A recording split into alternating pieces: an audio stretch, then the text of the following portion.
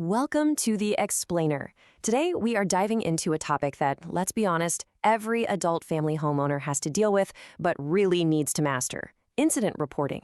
And look, this is so much more than just filling out paperwork. It's really about protecting your residents, it's about safeguarding your license, and it's about proving that you provide the high-quality care you promise. So let's just get right into the deep end. What happens if you don't report, or if you report incorrectly? We're not talking about a minor slip-up here. This can lead directly to citations, some pretty hefty penalties, and the one thing we all work so hard to avoid: resident harm. The stakes really couldn't be any higher. And this isn't just some friendly advice or a best practice. It is a mandate. The guidance from DSH is crystal clear. Any incident that even poses a threat to a resident's health, safety, or rights must be reported. Seriously, this one rule is the foundation for everything we're about to talk about. Okay, so first things first. What actually is a reportable incident? Getting this definition right is absolutely critical.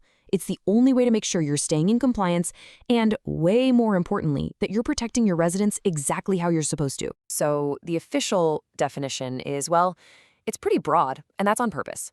I want you to notice the key phrase here: could potentially affect. What does that mean? It means we're not just reporting things that caused actual harm. We're also reporting the near misses, the close calls, the potential risks. It's all about having a proactive mindset, catching those small problems before they snowball into big ones. So what does this actually look like day to day in your home? Well, it's often the stuff that might seem minor in the moment. A fall where the resident says, I'm fine. Or a medication that was given 30 minutes late. A resident who's found wandering out in the backyard for just a few minutes. Every single one of those is a textbook example of a reportable incident that absolutely, positively has to be documented. All right, so you've identified an incident. The moment that happens, a clock starts ticking. Your immediate action plan really boils down to two things: speed and communication. Knowing when to report and who you need to tell is every bit as important as knowing what to report in the first place. Okay, urgency is everything, but it's tiered based on how severe the situation is. For the really serious stuff, we're talking suspected abuse, an unexpected death, or an elopement. The rule is an immediate verbal report to the Complaint Resolution Unit, or CRU. For other significant incidents that aren't immediately life-threatening, you've got a strict 24-hour window to get that written report submitted. No wiggle room there. And just so we're clear, calling the CRU, that's just the first call you make. Real accountability means creating what I call a complete circle of awareness. That means you're looping in the resident's doctor, you're notifying their family or legal rep, and you're contacting anyone else in their circle of care. Could be the pharmacy, could be your consulting RN. The goal here is a coordinated response where everyone is on the same page. So we've covered the what, the when, and the who.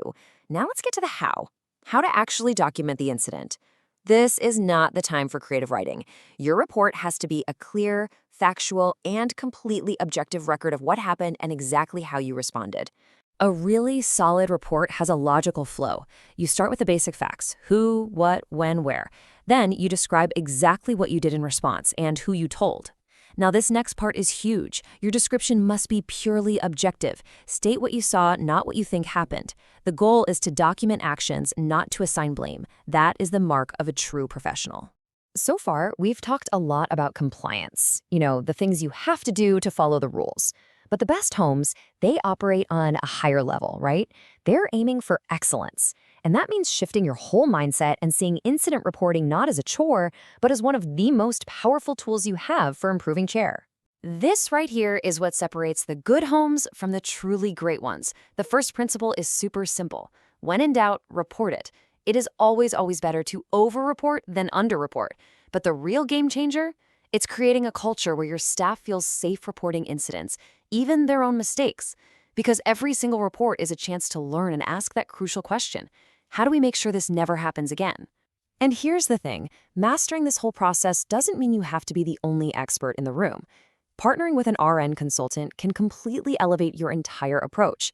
Think about it. They can provide on-call support to help you evaluate an incident right as it's happening. They can review your reports to make sure they're high quality, and they can help you build the training and policies that turn simple compliance into a real cornerstone of excellent care. So I'll leave you with this one question to take back to your home. I want you to look at your incident log. Is it just a binder full of paperwork, something you do just to check a box? Or is it a living document, a roadmap that you use to get better every single day? The answer to that question will define the quality of your care.